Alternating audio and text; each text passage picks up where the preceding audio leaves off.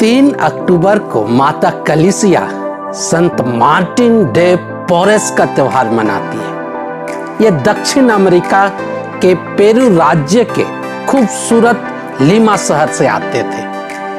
इनके पिता स्पेन देश से थे और एक सैनिक थे, पर वे अपने जिम्मेदारियों को निभाने में असफल रहे और अपने पत्नी और बच्चों को छोड़ दिए। इसका असर संत मार्टिन के जीवन में पड़ा। इनकी परवरिश गरीबी में हुई। इनके माँ बाप मिश्रित जाति के थे। इस कारण बचपन में ही इन्हें बहुत भेदभाव और अपमान का सामना करना पड़ा। 12 साल की उम्र में उसकी माँ उसे एक शल्य चिकित्सक के साथ शल्य चिकित्सा सीखने के लिए लगा दी। इससे मार्टिन बहुत खुश हुए और 3 सालों तक उत्सुकता से उस कार्य को सीखने लगे।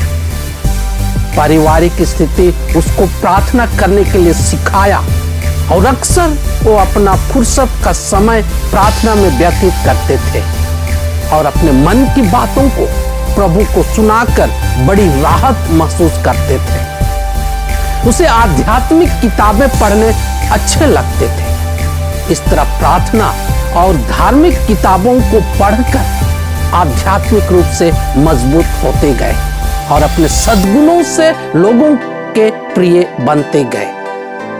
अक्सर लीमा के एक गिरजाघर में पवित्र साक्रामेंट के सामने प्रार्थना करते हुए देखे जाते थे। जब ये 15 साल के हुए, इनके मन में एक धर्म बंधु बनने की प्रेरणा जगी और डोमिनिकन धर्म संघ के 3य श्रेणी में भर्ती हुए। 9 सालों तक बड़ी प्रसन्नता से धर्म बंधु के सभी कार्यों को पूरा किए और बाद में डोमिनिकन प्रथम श्रेणी के धर्म बंधु बने।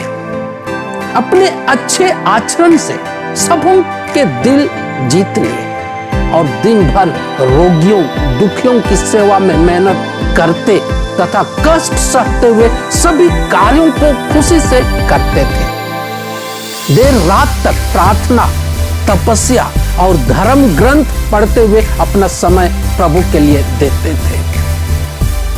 फलस्वरूप ईश्वर उन्हें विशिष्ट वरदानों से विभूषित किया। बचपन में जो रोगियों का इलाज का ज्ञान पाया था, उसे वह खुलकर अपने प्रार्थना के साथ अपने मिशन कार्य में प्रयोग करने लगे। इस तरह बहुत से रोगियों को मृत्यु के मुख से बचाया।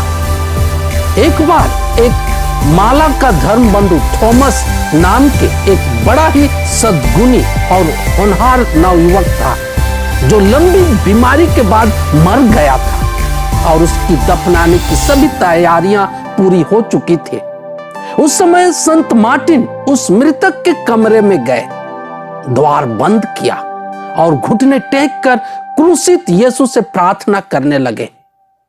कुछ देर बाद मृतक के पास गए और उसके कान में कहा, धर्म बंधु थॉमस, और वह होश में आ गए। इस तरह वे कई चमत्कार भी किए और लोगों को विश्वास में दृढ़ किए। संत मार्टिन जहां कहीं भी जाते अपने साथ हरदम दवा, रोटी, फल इत्यादि लेकर चलते, जिससे कोई भी व्यक्ति उसके पास आकर निराश नहीं लौटता था।